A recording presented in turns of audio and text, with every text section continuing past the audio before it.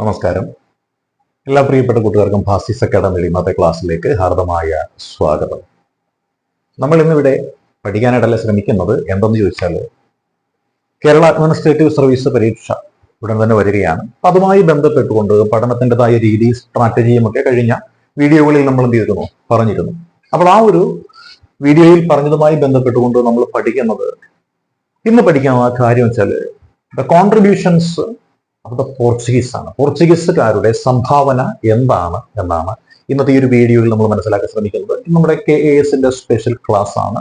Kerala administrative service ഓൺലൈനിലും ഓഫ്ലൈനിലുമായിട്ട് നമ്മുടെ ഭാസിസ് academic ക്ലാസ്സുകളുണ്ട്. Offline ക്ലാസ്സുകൾ ചേർത്തലയിലാണ് നടത്തപ്പെടുന്നത്. ഈവനിങ് ബാച്ച് ആണ് KASന്റെ ക്ലാസ് നമ്മൾ തയ്യാറാക്കിയിരിക്കുന്നത്. അപ്പൊ എന്താണ് പോർച്ചുഗീസുകാരുടെ കോൺട്രിബ്യൂഷൻ നമ്മൾ അറിയണം. പക്ഷെ സാധാരണഗതിയിൽ എല്ലാവരും പോർച്ചുഗീസുകാരെ കുറിച്ച് പഠിക്കാറുണ്ട്. പോർച്ചുഗീസുകാർ എന്ന് വന്നു, ആര് വന്നു, ഇവിടുത്തെ വൈസ്രോയിമാർ ആരെല്ലാം ആയിരുന്നു, അല്ലെ, അവരെ ചെറുതു നിന്ന രാജാക്കന്മാർ ആരെല്ലാമായിരുന്നു, കുഞ്ഞാലി മരയ്ക്കാന്മാർ ആരായിരുന്നു എന്നെല്ലാം പഠിക്കും. പക്ഷെ പോർച്ചുഗീസുകാരുടെ ഭരണം ഇവിടെ കുറച്ചു കാലമെങ്കിലും ഉണ്ടായി. കൃത്യമായി പറഞ്ഞു കഴിഞ്ഞാൽ 1498 വന്ന ഈ പോർച്ചുഗീസുകാർ നമ്മുടെ രാജ്യത്ത് നിന്നും പോയതെങ്ങനെയാണ്? 1961 കാലഘട്ടങ്ങളിൽ നമ്മൾ എന്ത് ചെയ്തു? ഗോവ പിടിച്ചെടുത്തു.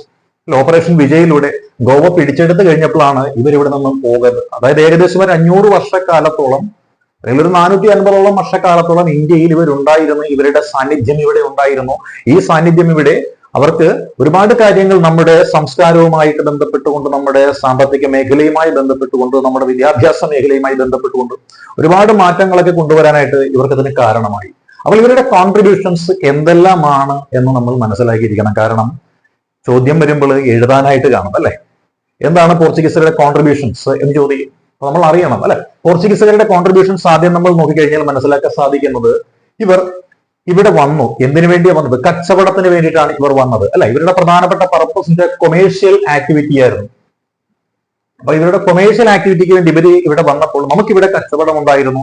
ആ കച്ചവടം ഇവർക്ക് ഇഷ്ടമല്ലാത്ത കുറച്ച് ആൾക്കാരുമായിട്ടാണ് ഇവിടെയുള്ള ഭരണാധികാരികൾ ചെയ്തുകൊണ്ടിരുന്നത്. ഇവർക്ക് ഇഷ്ടമല്ലാത്ത ഭരണാധികാരികൾ അല്ലെങ്കിൽ ഇവിടെ പേർക്ക് ഇഷ്ടമില്ലാത്ത കച്ചവടക്കാർ എന്ന് വെച്ചാൽ അറബി കച്ചവടക്കാരാണ്.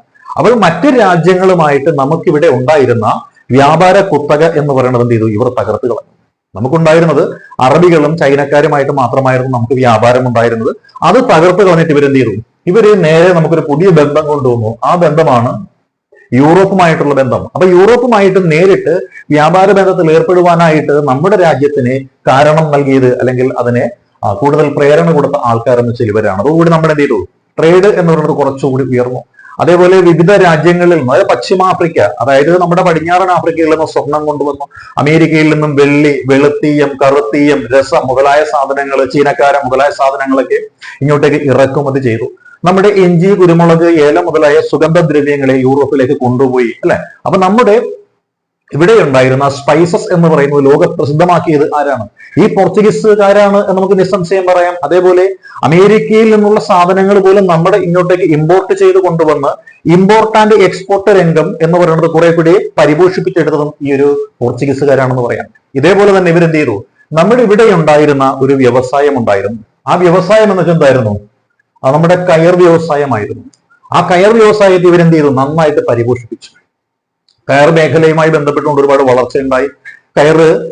തെങ്ങ് എന്ന ആ കൃഷിക്ക് ഉപയോഗിക്കുന്ന തേങ്ങയിൽ നിന്നുമാണല്ലോ കയറിന്റെ അസംസ്കൃത വസ്തു കൊടുക്കുന്നത്. അതുകൊണ്ട് തെങ്ങ് കൃഷിയെ നല്ല രീതിയിൽ ഇവർ പ്രോത്സാഹിപ്പിച്ചു. തെങ്ങ് കൃഷിയെ പ്രോത്സാഹിപ്പിച്ചു മാത്രമല്ല ആ കയറിന്റെ ഉൽപാദനത്തെ നല്ല രീതിയിൽ എന്ത് ചെയ്തു? പ്രോത്സാഹിപ്പിച്ചു. അതോടൊപ്പം ഇവർ നശിപ്പിച്ചു കളഞ്ഞ ഒരു വ്യവസായമുണ്ട്. അതെന്താ വെച്ച് കഴിഞ്ഞാൽ കപ്പൽ വ്യവസായമാണ്. കാരണം പോർച്ചുഗീസുകാർക്ക് ഇന്ത്യൻ സമുദ്രത്തിലുള്ള ആധിപത്യമാണ് അവരെ നമ്പർ 1 ആക്കി ഇവിടെ നിർത്തുന്നത്. ആ ആധിപത്യത്തെ വെല്ലുവിളിക്കാനായിട്ട് നമുക്കിവിടെ കപ്പൽ പടകൾ ഉണ്ടായിരുന്നു. ആ കപ്പൽ പടകൾ വളരാതിരിക്കാൻ വേണ്ടിയിട്ട് ഇവിടെ ഉണ്ടായിരുന്ന കപ്പൽ വ്യവസായത്തെ പോർച്ചുഗീസുകാർ നശിപ്പിച്ചു കളഞ്ഞു കേട്ടോ. അപ്പൊ കപ്പൽ വ്യവസായത്തെ അവർ നശിപ്പിച്ചു. കയർ മേഖല എന്ത് ചെയ്തു? അവർ പ്രോത്സാഹിപ്പിച്ചു. മാത്രമല്ല അവരിവിടെ എന്ത് ചെയ്തു? വിദ്യാഭ്യാസ സ്ഥാപനങ്ങൾ കൊണ്ടുവരികയാണ്. അവരുടേതായ രീതിയിലുള്ള ശാസ്ത്രവും സംസ്കാരവും എല്ലാം പ്രചരിപ്പിക്കാനായിട്ട് ഇവിടെ അവരെന്ത് ചെയ്തു? മിഷണറിമാരെ വിട്ടു. മിഷണറിമാർ വന്നിട്ട് എന്ത് ചെയ്തു? വിദ്യാഭ്യാസം പ്രചരിപ്പിക്കാൻ വേണ്ടിയിട്ട് സ്കൂളുകൾ തുറക്കുകയാണ്, കലാശാലകൾ തുറക്കുകയാണ്. അങ്ങനെ വിദ്യാഭ്യാസ സ്ഥാപനങ്ങൾ പോർച്ചുഗീസുകാർ ഇവിടെ വന്നു, അവരുടെ കോൺട്രിബ്യൂഷൻ ആയിട്ടുണ്ടായി. മാത്രമല്ല നമ്മുടെ മേഖലയിലുള്ള പല കാര്യങ്ങളും അവർ പഠിച്ചെടുത്തു, അല്ലെ? അതായത് ഗാഷിയ ഡി ഓർത്ത എന്ന് പറയുന്ന ഒരു വ്യക്തി എന്ത് ചെയ്തു? നമ്മുടെ ഈ പശ്ചിമഘട്ടത്തിലുള്ള ഔഷധ സസ്യങ്ങളെ കുറിച്ചൊക്കെ പഠിച്ചിട്ടൊരു പുസ്തകം എഴുതി. പിന്നീട് നമ്മൾ കേട്ടിരിക്കുന്നത് അഡ്മിറൽ വാൻഡ്രീഡ് എഴുതിയെന്ന പേരിൽ നമ്മൾ കേട്ടിരിക്കുന്നത്. പക്ഷെ അഡ്മിറൽ വാൻഡ്രീഡിന് മുൻപ് തന്നെ മറ്റൊരാൾ എഴുതിയിരുന്നു. അത് ആരെന്ന് ചോദിച്ചാൽ അത് ഈ പറയുന്ന ഗാഷിയ ഡി ഓർത്തയാണ്. ഇതേപോലെ ഫ്രാൻസിസ് സേവിയർ, നമ്മൾ സെന്റ് ഫ്രാൻസിസ് സേവിയർ എന്ന് പറയുന്ന ആ ഫ്രാൻസിസ് സേവിയർ എന്ത് ചെയ്തു, ഇവിടെ വന്നിട്ട് ഇവിടെ ഒരു അച്ചടിശാലയൊക്കെ, ഗോവയിലെ ഒരു അച്ചടിശാലയൊക്കെ സ്ഥാപിച്ചു. ഇവർ വന്ന് ഏകദേശം 100 കൊല്ലം തികയുന്നതിന് മുൻപ് തന്നെ ഗോവയിലെ ഒരു അച്ചടിശാലയൊക്കെ സ്ഥാപിച്ചു. ആ അച്ചടിശാലയിൽ നിന്ന് എന്ത് ചെയ്തു, ബൈബിളിന്റെ പകർപ്പുകളൊക്കെ എന്ത് ചെയ്തു, പ്രസിദ്ധീകരിച്ചു. ഡോക്ട്രീന ക്രിസ്റ്റീന എന്ന പേരിലുള്ള ആ ബൈബിളിന്റെ വാചകങ്ങളൊക്കെ എന്താണ് അവർ പ്രചരിപ്പിച്ചു. ഇത് വേദോപദേശം എന്ന പേരിലാണ് പ്രസിദ്ധി നേടിയത്. അങ്ങനെ ഭാഷാ സംസ്കാരം മുതലായ മേഖലയിൽ ഇവർ കുറച്ച് കാര്യങ്ങൾ ചെയ്തു. കുറച്ച് കഴിഞ്ഞപ്പോൾ എന്ത് ചെയ്തു, ഇവര് മതപരമായ രീതിയിൽ കുറച്ച് പ്രവർത്തനങ്ങൾ ചെയ്തു. അങ്ങനെ സെമിനാരികൾ സ്ഥാപിച്ചു. ഇവർ ലത്തീൻ വിശ്വാസികളാണ്. ലത്തീൻ വിശ്വാസികളായ ഇവർ ഇവിടെ ഉണ്ടായിരുന്ന സുറിയാനി വിശ്വാസികളെ ലത്തീൻ വിശ്വാസത്തിലേക്ക് കൊണ്ടുവരുവാൻ വേണ്ടിയിട്ട് എന്ത് ചെയ്തു, ഒരു മീറ്റിംഗ് നടത്തി. ആ മീറ്റിംഗിനെയാണ് നമ്മൾ ഉദയംപേരൂർ സൂനഹദോസ് എന്ന് പറയുന്നത്. അപ്പോൾ മതത്തിന്റെ പ്രചരണത്തിന് വേണ്ടിയിട്ട് ഇവർ നടത്തിയ ആ ഉദയംപേരൂർ സൂനഹദോസ് എന്ന് പറയുന്നത് മതത്തിലെ പിളർപ്പിന് കാരണമായി എന്നത് മറ്റൊരു വാസ്തവമാണ്. മതപീഡനം എന്ന് പറയുന്നത് കുറച്ച് കൂടുതലായിട്ട് ഇവരുടെ കാലഘട്ടങ്ങളിൽ ഉണ്ടായിരുന്നു. ഓർക്കുക, ഇവർ കാർഷിക മേഖലയെ നല്ല രീതിയിൽ പരിപോഷിപ്പിക്കുവാനായിട്ട് ശ്രമിച്ച ആൾക്കാരാണ്. ആര്? പോർച്ചുഗീസുകാർ. ഈ കാർഷിക മേഖലയെ പരിപോഷിപ്പിക്കാൻ ശ്രമിച്ചതിന്റെ ഭാഗമായിട്ട് എന്ത് ചെയ്തു, കുറച്ച് ഉൽപ്പന്നങ്ങൾ ഇവരിവിടെ കൊണ്ടുവന്നു. ഏതൊക്കെയാണെന്നറിയാലോ? കശുവണ്ടി, അല്ലെ? കശുവണ്ടി ആരുടേതാണ്? പോർച്ചുഗീസുകാരുടേതാണ്. പൈനാപ്പിള്, പപ്പായ, പേരയ്ക്ക, പുകയില, ഇതൊക്കെ കൊണ്ടുവന്നതാരാണ്? പോർച്ചുഗീസുകാരാണ്. അപ്പൊ കാർഷിക മേഖലയിൽ കുറേയധികം നല്ല നല്ല ഉൽപ്പന്നങ്ങൾ ഇവര് നമുക്ക് പരിചയപ്പെടുത്തി തന്നിട്ടുണ്ടായിരുന്നു. ഇനി വീണ്ടും നമ്മളത് നോക്കിക്കേ, കുറച്ച് പദാവലികൾ, അല്ലെ, മലയാള ഭാഷയുമായി ബന്ധപ്പെട്ടിട്ടുള്ള കുറച്ച് പദാവലികൾ ഇവർ കൊണ്ടുവന്നു. അല്ലെ, കുറച്ച് പദാവലികൾ, മലയാള ഭാഷയുമായി ബന്ധപ്പെട്ടിട്ടുള്ള കുറച്ച് പദാവലികൾ ഏതൊക്കെയാണ്? ആ കസേര, അല്ലെ, ആ കപ്പിത്താൻ, പിന്നെന്താണ് കസേര, കപ്പിത്താൻ, ഈ പദങ്ങൾ കേട്ടില്ലേ? പിന്നെയോ മേശ, അല്ലെ, അലമാര, വരാന്ത മുതലായ പദങ്ങളൊക്കെ ഇവര് കൊണ്ടുവന്ന പദങ്ങളാണ്. അപ്പൊ ഭാഷാപരമായിട്ടുള്ള സംഭാവനകൾ ഈ പോർച്ചുഗീസുകാരുടെ ഭാഗത്തുനിന്ന് ഉണ്ടായിട്ടുണ്ട്. പിന്നെയോ ഈ ഭാഷാപരമായ സംഭാവനകൾക്ക് പുറമെ ഇവരെന്തെല്ലാം കാര്യങ്ങൾ ഇവിടെ നമുക്ക് ചെയ്തു തന്നിട്ടുണ്ടെന്ന് കൂടെ നമുക്ക് കലാപരമായി നോക്കിയാൽ എന്താണ്, നാടകങ്ങളിൽ ചവിട്ട് നാടകം പോലെയുള്ള കലാരൂപങ്ങള് ഇവര് ഇവിടെ അവതരിപ്പിച്ചു. നമ്മൾ കാറൽമാൻ ചരിതം എന്നൊക്കെ പറയുന്ന കഥകൾ ചവിട്ട് നാടകത്തിന്റെ ഭാഗമായിട്ട് പറഞ്ഞിട്ടുകൊണ്ട് കേട്ടിട്ടുകൊണ്ട് മനസ്സിലാക്കിയിട്ടുള്ള കാര്യങ്ങളൊക്കെയാണ്. അപ്പോൾ അങ്ങനെ ചവിട്ട് നാടകം എന്ന് പറയുന്ന ഒരു കലാരൂപത്തെ നമ്മുടെ നാട്ടിൽ അവതരിപ്പിച്ചതാരാണ്? ഈ പോർച്ചുഗീസുകാരാണ് ഇവിടെ അത് അവതരിപ്പിച്ചത്. മാത്രമല്ല, നമ്മൾ ഇന്ന് കാണുന്ന പല നിർമ്മിതികളും നമുക്ക് പരിചിതമല്ലാത്ത നിർമ്മിതികളാണ്. ആ പരിചിതമല്ലാത്ത നിർമ്മിതികൾ പലതും എന്ത് ചെയ്തു, ഇവര് ഇവിടെ പ്രചരിപ്പിക്കാനുണ്ടായത്. അങ്ങനെ പരിചിതമല്ലാതിരുന്ന പല നിർമ്മിതികളും ഇവര് ഇവിടെ പ്രചരിപ്പിച്ചു. അതാണ് ബംഗ്ലാവ് രീതിയിലുള്ള നിർമ്മാണം എന്നൊക്കെ പറയുന്നത്. ബംഗ്ലാവ് രീതിയിലുള്ള നിർമ്മിതികൾ ആരുടേതാണെന്ന് ചോദിച്ചാൽ അത് ഈ പറയുന്ന പോർച്ചുഗീസുകാരുടേതാണ്. അങ്ങനെ ഇവർ എന്ത് ചെയ്തു, ഒരുപാട് മാറ്റങ്ങൾ നമ്മുടെ നാട്ടിൽ കൊണ്ടുവന്നു.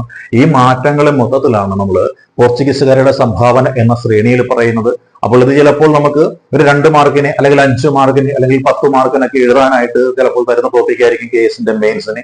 അപ്പോൾ പോർച്ചുഗീസുകാരുടെ കോൺട്രിബ്യൂഷൻസ് എന്തെല്ലാമെന്നായിരിക്കും ചോദ്യം വരിക. അപ്പോൾ ഈ പറഞ്ഞ കാര്യങ്ങൾ നമുക്ക് വൃത്തിയായിട്ട് എഴുതാനായിട്ട് സാധിച്ചു കഴിഞ്ഞാൽ ആ മാർക്ക് നമുക്ക് ഉറപ്പിക്കാവുന്നതാണ്. അപ്പൊ ഇത് നമ്മുടെ KS സ്പെഷ്യൽ ക്ലാസ് എന്ന രീതിയിൽ ഒന്ന് അവതരിപ്പിക്കുന്ന ഒരു ക്ലാസ് ആണ്.